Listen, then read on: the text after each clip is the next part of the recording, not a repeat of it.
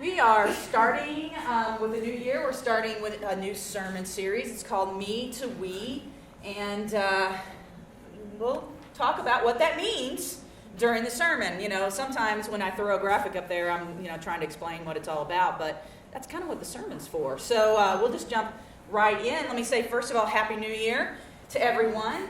And thank you very much. So, this time last year, if you come back about a year ago, last year, we were a little bit in flux.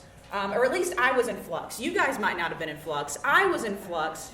If you'll recall, I had been working over at the other church, part-time and part-time over here. And then they decided that they couldn't continue to pay my salary. And so all of a sudden I was like, oh, so now what do I do? And so in talking to James, our district superintendent, he said, okay, here's what we're going to do. We're going to move you over to New Covenant full-time, and the conference will pick up the part of your salary that First Methodist had been paying, and then we'll reevaluate after about 6 months and see how things are going. And so that gave us a little bit of time to kind of get on our feet and all those kind of things. And I wasn't sure what was going to happen. I didn't know if they were going to be moving me in June. That kind of thing happens. I didn't know what was going to be going on. But we started growing, and we started to kind of pull some things together, and the Saturday night service came over, and we've been able to get some things done with that. And I'm happy to announce that, to really everybody's surprise, even the districts. So I think the district is actually a little surprised. We've become an FFC. Now, do you know what an FFC is? Girl, I love your enthusiasm, though. That's the kind of thing. Yes, that sounds great, doesn't it? An FFC. We are an FFC. Last night I was kind of surprised. I thought there would be some people who would pick up on this. If you don't know what an FFA is, you don't know what an FFC is. Anyone know what an FFA is? Other than Future Farmers of America. I got that one last night, which I wasn't really expecting because, if I was in Texas, I would have expected someone to say FFA is Future Farmers, but anyone know what an FFA is? Okay, some of you have been through this. This will be familiar to you. An FFA is a new kind of, acronym for something that happens, and parents love this.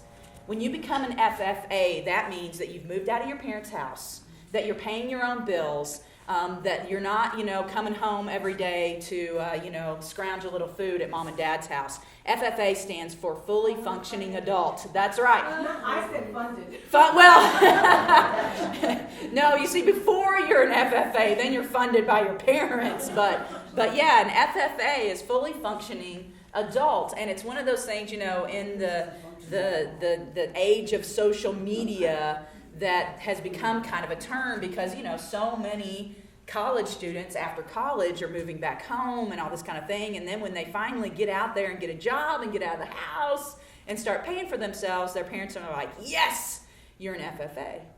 Well, we are a fully functioning church. That's what we are. Really, actually, to the surprise of the district, we are not taking any kind of help from the district. They have given us a grant just because they're so pleased with what's happening here. But as far as paying my salary and all those kind of things and paying our operating expenses, that's us. We're taking care of all of that. And so in a year, that's something to celebrate. It really is. So let's hear some more woo-hoos. Yeah, there you go. And you're like, well, now that I know what it is, I'm not quite as excited. But, whatever.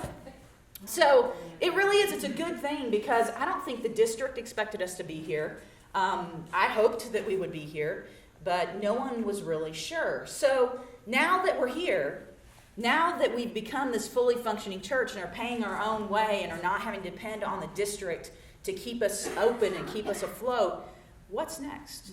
That's the question we've got to be asking ourselves all the time. Okay, so what's next? And here's what I've decided in thinking about this and praying about this for several months, going, okay, what do we need to focus on? What do we need to look at for this next year? Last year, we were just trying to keep the doors open. We were trying to make sure our bills were paid. What's next? What can we do? And so in thinking about that, what I kind of came up with and what I heard from God was we need to make the move from me to we. That, church sometimes becomes this place where we come and show up as individuals, a bunch of me's that come on a Sunday morning or a Saturday night and sit in an audience like this for about an hour and then kind of go off and do our own thing in our own separate ways and all that kind of thing. And I'm just not quite sure that that's the way it's supposed to be. And so I think we need to make the focus and make the move from me to we. Now, let me kind of back up a little bit. You know, some of you guys who have been a part of this church for a long time, you might be there with your little group. But this circle is expanding, right? And so we don't want to have this we over here and this we over here and this we over here. We want we. We want a big tent. We want everybody on board with the same kind of mission, the same kind of vision, and the same kind of movement towards God. So that's what we're going to be talking about over the next month or so, depending again on whether or not I'm off at school, is making the move from me to we. Now, if we're going to do that, we really have to understand what this is all about. And this may seem like a simple question. This might be something where you're just like, oh, well, I know that. Tune out, Mel. Okay, I'm going to get the morning off here. What is church? You know, sometimes I think that even church, we've talked about this before, how there are some kind of church words that we hear over and over and over again, and we think we know what it means, but yet we don't really have all of the picture. And so I want to talk this morning about what is church. And the first thing that I want to say about church is it might surprise you that there's no mention of the word church in the Old Testament. If you go through the Old Testament, pull out your lexicons. Did y'all bring your lexicons this morning? No? Yes? No? Okay, sure. Yeah, pull out your lexicons. Actually, you probably could pull out one on your phone really quickly. But pull out your lexicons and look through there, and there's no mention of the word church in the Old Testament. It's not there. Because Jesus started it. Well, hang on. Let's get there. The word is all over the New Testament. You're absolutely correct, but Jesus only uses the word twice. Twice. Only twice does Jesus use the word church. Only twice. And so, well, what does that mean? What is that all about? And you're right. Jesus kind of started this idea of church. But even then, what was he trying to say when he used the word church? And so we're going to look at one of those places where Jesus uses the word church, which is Matthew 16, 15 through 18. And I read 13 through 18 earlier, which gives you a little bit of the background of this particular passage. And this is really one of the most pivotal moments in Matthew and really in the gospel. What was happening here was Jesus was attracting huge crowds. He was going around the countryside and he was performing miracles. He was healing people. He was speaking. He was teaching. And he was drawing these huge crowds. There were individuals coming from all over the countryside coming to hear him. And they all wanted something from Jesus. They were looking for something from him. They either wanted to be healed or they wanted to see this man who they've heard about. They wanted to hear his teaching. They wanted to experience kind of, the electricity that they had heard about this particular man, about this particular prophet. And so he had been attracting huge groups. And some people might look at that and say, wow, Jesus started a church right there. He had these huge groups of people coming to hear him, and that's what church is, right? No, that's not what church is. And so that's not what Jesus was talking about. So after he had been gathering all of these crowds, he sat his disciples down, and he asked them a question. He said, who do those people, all of those individuals who have been coming to hear me, who have been following us around the countryside, who won't let us rest, who do they say that I am? So the disciples were like, oh, that's easy. That's an easy question. We can answer that. Who do they say that I am? And that's an easy question to answer, right? It's easy to answer for other people. It's easy to give the answers that other people would give. And so when Jesus says this, they're quick to come up and say, well, some think that you're John the Baptist, which, by the way, would have been a trick because John the Baptist had been killed just a few months before this. Some say you're John the Baptist, raised from the dead. And some people say you're Elijah, again, would have had to have been raised from the dead, or Jeremiah or one of the other prophets. And so they had these really quick kind of answers that would have actually pumped Jesus up. If Jesus was an ordinary man, It'd have been like, wow, that's pretty good company right there. That's not bad. Those are the heroes of the faith. And so that's the answer that they gave for those people. That's what those people had to say about who Jesus was. But then Jesus gets to the much more important question. And I want to read this again, starting in verse 15. He, being Jesus, said to them, "But who do you say that I am?" And Simon Peter replied, "You are the Christ, the Son of the living God." And Jesus answered him, "Blessed are you, Simon Bar-Jonah, for flesh and blood has not revealed this to you, but my Father who is in heaven. And I tell you, you are Peter, and on this rock I will build my church, and the gates of hell shall not prevail against it." So now Jesus is getting personal, isn't he? Before he was asking the question, who do they say that I am? But now he's looking his disciples square in the eye. He's saying, "But what about you?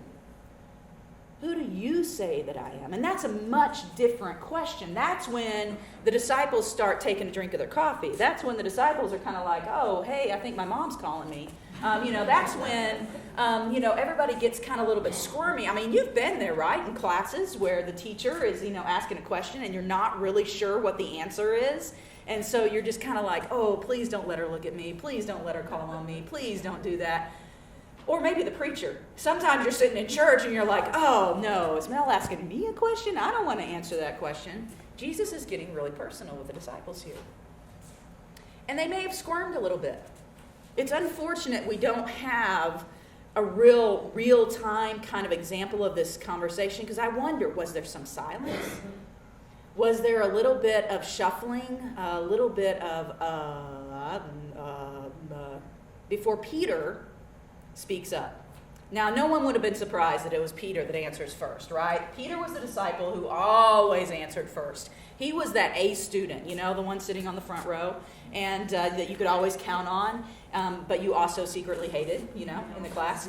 But yeah, the A row. There's I know. Yeah. No one in the A row this morning. I guess you guys, yeah, okay. I'm expecting you to answer all the questions, Peggy, from now on. But no one would have been surprised that Peter answered first. He was the disciple that jumped in all the time. Even if he had the wrong answer, he was going to jump in. And so he jumps in and he says, "You are the Christ. You are the Messiah. You are the Son of God." And that was big. That was big. That was huge. And I wonder, and maybe you've had this happen before, where you've kind of said something in a moment and it even surprised you. I wonder if it surprised Peter when that came out of his mouth. I wonder if when Peter opened up his mouth to speak, if he even knew that that was what was going to come out of his mouth, because this was a huge deal. This was a pivotal moment in the ministry of Jesus for one of the disciples to actually come to the realization of who Jesus really was. He had been hinting at it. They had been kind of playing around with the idea. But for Peter to jump out there and really make a stand and say, "You are the Messiah," that was huge. And I wonder if it even surprised him. And that may have been why Jesus said, "You didn't come up with this on your own, Peter." Good answer, by the way. A+ for Peter. But he didn't come up with this on your own. This came to you from heaven. This came to you from God. God was the one that allowed you to come up with this answer. And that may have also been kind of a way of, because you got to know, everybody knew Peter was like the star student. Everybody knew. And so the disciples, there are places in the New Testament where the disciples are kind of like angry at Peter and John and some of the others that were really close to Jesus. So this may have been Jesus kind of softening the blow for the other disciples that Peter didn't come up with this answer on his own. So then after Peter makes this huge declaration, this game changer of a declaration, then Jesus declares that the church will be built on this rock. He makes this big pronouncement that says, "And on you, Peter," which, by the way, means small rock, "on this rock, I'll build my church." Now, this is where, as Americans, our bias, and not even Americans, just modern people, as modern people, this is where our bias starts to kind of take over. Because when we hear this, and we hear the word built or build, we start thinking of certain things. We start coming up with ideas about what Jesus meant, what Jesus was trying to say to his disciples here, and our bias gets the better of us. And I know this for sure because I'm a builder. I like to make stuff. I've always liked to make stuff. I was the Lego maniac when I was a kid. I had Legos for days when I was a kid. And I was the kind of kid who didn't sleep. I didn't sleep. I didn't have time for that. Nobody has time to sleep when they're kids, right? And so at night, when my mom was exhausted, she would put me in my room and she'd give me some paper and she'd give me my Legos, and I would sit there and I'd make. I like drew out like drawings and what I was going to make, and here's the plan and all that kind of stuff, and then I would build until I just completely crashed and would knock everything over that I had built. And I think it's some kind of strange revenge that my son is exactly like that too. So he stays up all night now as well. It was almost midnight by the time he fell asleep last night, which might explain why I'm so tired. But anyway, I'm a builder.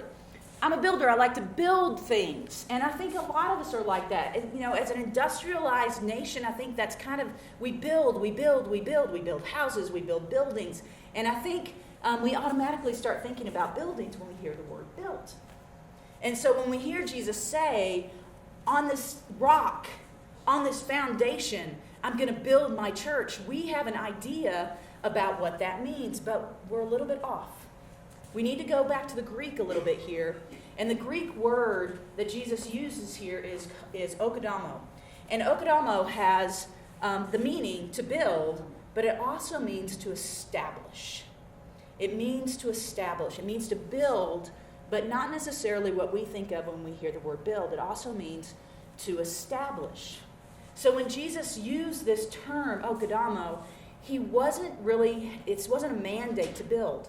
He wasn't saying to his disciples, okay, this is the beginning of the first capital fund. This is the first capital campaign of the church. And here's what we're going to do, guys. Remember that whole trick with the fish and the bread? Y'all remember that one? Great profit margin there, guys. The next time we do that, because Jesus did that a couple times, the next time we do that, the next time we take one lunch and turn it into 5,000, what we're going to do is we're going to charge everybody about $1 for this lunch. Rather than just give it out for free, we're going to charge $1. And that way we'll get some capital funds and we'll be able to build this church. We'll be able to make some buildings. Everybody get a hammer. Here we go. I know y'all are fishermen and tax collectors and all that kind of stuff, but we're going to build some buildings.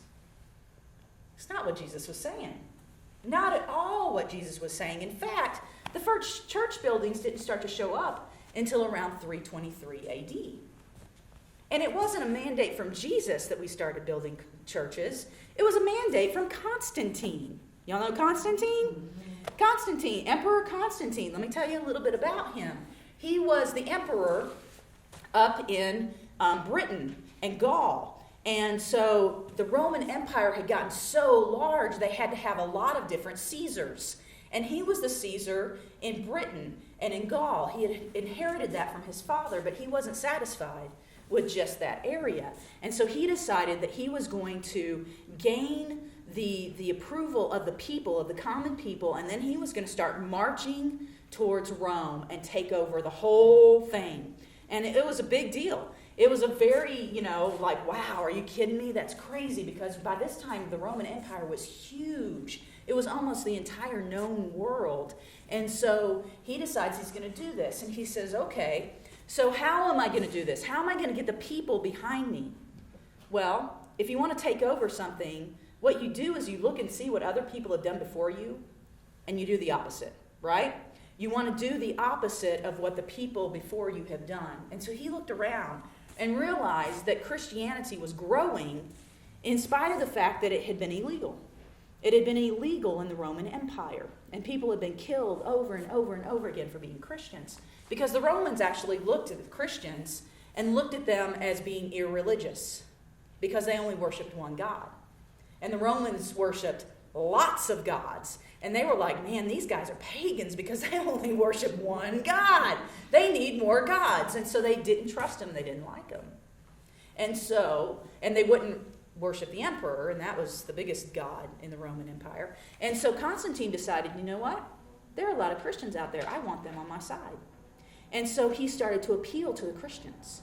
And so he made it legal for the Christians to be able to worship freely and in public. And so the common people were on his side. And so he marched to Rome. And he, through a lot of different crazy circumstances, a lot of people kind of hold this up. Legend is that really basically God was fighting for him because of this decision that he made. It might be a little too simplistic, but Constantine becomes the emperor, and he legalizes Christianity, and it actually becomes known as, even though it wasn't the only religion in the empire, it became the official religion of the empire under Constantine. But he didn't get rid of the other religions. He just needed the Christians on his side. He was a very good politician. And so Constantine was the one who then said, okay, all these other religions have buildings. The Christians don't have any buildings. What's wrong with these guys? We've got to give them some money to build buildings. And so that's when they started building buildings. By the mandate of Constantine, not by the mandate of Jesus. And Constantine, all he was trying to do was elevate Christianity and level the playing field. You know, those guys have buildings, so you guys should have buildings. And that's when we started building these huge, giant churches. It wasn't the mandate of Jesus. It was the mandate of Constantine 300 years later. So, okay, where does that leave us then? So what did Jesus mean by church if he wasn't talking about a building? If he wasn't saying, I need you guys to build these buildings that you're going to use once or twice a week and call it a church, what was he talking about? Well, we have to kind of get down to the meaning of the word church. The word is ekklesion, which is the word that Jesus used here, and it's really a governmental term. From this term, we get the word ecclesiastical. Ecclesia leads to ecclesiastical, and we think of that as being religious. If it's ecclesiastical, it must be connected to a religion or a church. But actually, when Jesus used this term, it was a governmental term. It was a civic term. And what this term was really about was about calling juries. And ecclesian was really a jury, a group of people that would be gathered for a specific purpose, and that purpose was usually about making a decision, like a jury does. Same kind of thing. People who are called together to do a specific task. And Jesus calls the church this same thing. And if we want to break this word down further, ek means out in Greek, and kaleo, which is the root word, means to call. So the ecclesia is called out. We're called out for a very specific purpose. That's what Jesus meant when he said church, and it has nothing to do with buildings. Absolutely nothing to do with buildings. It's about people, not structures. It's about building groups of people, not putting up walls, not putting up roofs, not building buildings. That's not what Jesus was trying to get at. And building groups is what Jesus did, right? That's exactly what Jesus did. Let's consider the disciples here. Let's look at the disciples. Who were they? Well, they were a bunch of individuals with individual agendas. They were not all alike. They were very different. You had zealots. Remember we talked about zealots a few weeks ago? There were a few zealots in the group. There were also a few of the quiet ones that we talked about a few weeks ago that were in the group. There were tax collectors, the bottom rung of society, people who everybody looked down on and hated. Matthew was a tax collector, the person who actually wrote these words, tax collector. There were fishermen, so kind of, the lower level, the working man, just the common man without any education. There are also very well educated and very religious people within this group. They were very, very different economic levels, different jobs, different education levels, all sorts of things. They were individuals and they all had their own agendas. The only thing they had in common was that they were called out by Jesus. Each of them was invited to come and be a part of this group with a specific purpose. The disciples were the first ecclesia. They were the first church, but they didn't even know it. They had no idea until Jesus started throwing this term around. And for 3 years, Jesus worked to change this bunch of me's, because they were just a bunch of me's. They were just a bunch of individuals doing their own thing, And Jesus took them, and after 3 years, he turned them into we. And that we changed the world. Not the huge groups of people, not the huge, just random individuals who were coming just to see something, who were just showing up wherever Jesus was to watch, but rather this group of men who decided, you know what, we're going to put aside our lives, we're going to put aside our own agendas, and we're going to become family. We're going to become we. So, what's this have to do with me? Now, you know, some of you guys have only heard me say this for about a year. Some of you have been with me a lot longer and know that every sermon ever, I end right here with, what does this have to do with me? Well, for the next few weeks, I'm changing it to, what does this have to do with we? Because we're moving from me to we. What does this have to do with we? Well, here's the thing. Church isn't about just individuals showing up to hear Angie play and Mel talk. I mean, Angie's great. I'm just saying. Angie's great, and we're so glad to have her. But it's more than that. Church isn't about just coming up and showing up as a bunch of individuals who are coming to see the latest show. That's what the large group was doing. They didn't want to miss out on what Jesus was going to do, and so they were showing up as individuals to see what Jesus was going to do, and specifically what Jesus could do for them. And then they went home and they carried on with their lives. They were just a bunch of individuals showing up for the show. And that's not what church is. I mean, if you're here just to hear Angie play and me talk, oh my goodness, there are better things you could do, even on a Sunday morning. There are better things that you can do out there. Y'all do realize that football starts in like 10 minutes. I mean, come on. There are better things. You may not care about football, but surely there are other things you could be doing on a Sunday morning. It's more than that. Church isn't about that. I'm not enough to get you out of the bed in the morning, folks. I'm really not. And neither is Angie. As great as she is, she's probably not enough to just get you out of the bed in the morning. And church isn't about a building. It's not about these structures that Constantine decided that we needed to build. It's not about that. But rather, church is a bunch of misfit, absolutely crazy, a little bit off-centered me's that decide to hear the call to become we. That's what church is. A bunch of imperfect, see, something else is going on right now, and somebody's telling me, what are you doing at church? Anyway, so we've heard this call. For one reason or another, we've heard this call to come together in this place and become we. That's what the church is. It's not about just showing up somewhere and hearing what the preacher has to say and listening to some songs or singing some songs. It's more about that. And the thing is, going from me to we takes a turnaround. Did y'all notice that first graphic that I had? Me to we. Did y'all notice? Mm-hmm. We is just the M turned upside down. Going from me to we takes a turnaround. This particular weekend is a really special weekend for me. Some of you, again, that haven't been with me for a while might not know this. Some of you who have been with me got to experience this with me, but 3 years ago, and I know it was wild card weekend because, again, I'm a sports fan, and I was sitting in my living room and watching the Colts and the Chiefs, and it was a pretty bad game. I mean, you know, the Colts were just getting beaten down. I think Andrew Luck was a rookie, and they were just getting beaten down, and I'm sitting here going, oh, surely there's something better to do, but I really couldn't go do anything because, you know, I had to work that night, I was preaching that night and stuff, and so I'm just kind of sitting there watching this really boring game, and my phone rings. And I wasn't expecting anything on a Saturday, but it was my adoption agent, and she said, hey, are you busy? And I'm like, no, just watching a really horrible football game. And she said, well, get on your computer because I just sent you pictures of your son. First time. And I'm like, what? And not only have I sent you pictures, I've sent you all the forms that you have to sign in order to make this start happening and all that kind of stuff.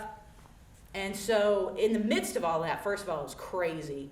I have no idea what I preached about that night. I mean, how on earth But anyway, and the funny thing is the Colts were getting killed, and I completely forgot about the game. Just kind of was like, oh my gosh, and I'm making phone calls, and I'm responding to emails, and I'm calling people, and I'm freaking out. I'm calling family and all this kind of stuff, and sending out pictures of this kid, and who was Casey, by the way, if you weren't sure about that. And so after I did all that, and after I got home, I was like, this gets real now, because it had always just been me. It had always just been me, but it was going to have to become we. And I knew that things were going to have to change. I knew that, my finances were going to have to change. My schedule was going to have to change. Everything that I did to go from me to we was going to have to be a turnaround. And most of you have experienced that in one way or another in your life, where you've gone to a me kind of situation to a we kind of situation, and it's never easy. And it requires sacrifice. Yeah, a couple of you guys are looking at each other like, hey, that's us. Hey, yeah, we've done that. Yeah. It takes sacrifice. And it takes energy, and it takes effort, and it takes turnaround. It's not just about you anymore. It's about we. And that's what me to we takes. I wish it was easier. It's not. It's not easy. It takes a little risk, and it takes getting out of your comfort zone. And I'm actually going to ask you to do some of that. Y'all ready? This is the part where you guys start going, oh man, is she talking about me? What's she doing? This, just like the disciples are like, hey, will Peter say something here? Because this is awkward. Here's what I'm going to ask you to do, and it's really not that big a deal, but it is a little bit out of your comfort zone, possibly. I'm going to invite you to get out of your comfort zone and join a supper club.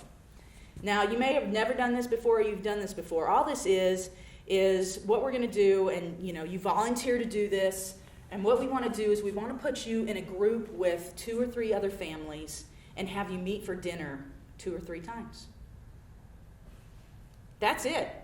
Eat and share stories. That's pretty much what this is all about. But here's the trick. Here's the part that takes you out of your comfort zone. We're going to mix it up a little bit. This won't be the supper club right here. This group that often goes out to supper together, goes to dinner together and lunch together and things like that, you'll be spread out. We want to mix it up. We want to get you to know some other people. We want you to share your stories with other people. And you're like, well, what stories? Like the big bad wolf? Casey told me that one the other day. I can tell that story. Not those stories. Next week, we'll talk about what the stories are. But I'm going to ask you to sign up. And we've got a little form that you sign up. And, with some preferences, whether you'd rather eat at homes or restaurants or whatever. And we'll try to match things up and things like that. But we want to mix it up as well. We want you to eat and share stories and get to know each other. And try to figure out what our common purpose is, and figure out what this is all about. It's a little, for some of you, you're just like, you haven't breathed since I mentioned this. Take a breath, people. Come on, you eat every day, right? I eat every day, so this is really not that hard. You probably talk every day too, so this is not that hard, but it might take a little bit of a step. But remember, me to we takes a little effort. But here's the thing. This is one thing we're trying, this supper club idea. This is just one thing we're trying, but that's not what makes church, right? Me to we is grounded in a very different kind of supper. Me to we is grounded in a supper of our faith. Me to we is grounded in a supper that says, here's our unity. Because here's the thing, we are a bunch of individuals. And we come from different backgrounds, and we come from different education levels, and we come from different jobs, and we come from different cultures, some of us. And you say, how can we be we when we come from all these backgrounds? This is the thing that unifies us. And this is the thing that we have to agree on, and that's it. We may not agree. You might get in some of these supper clubs and find out, man, I think differently than some of these people. And that's okay. We can still be we if we can come together at this supper. If we can come together through this meal. And if we can agree that on the night that Jesus was betrayed, that he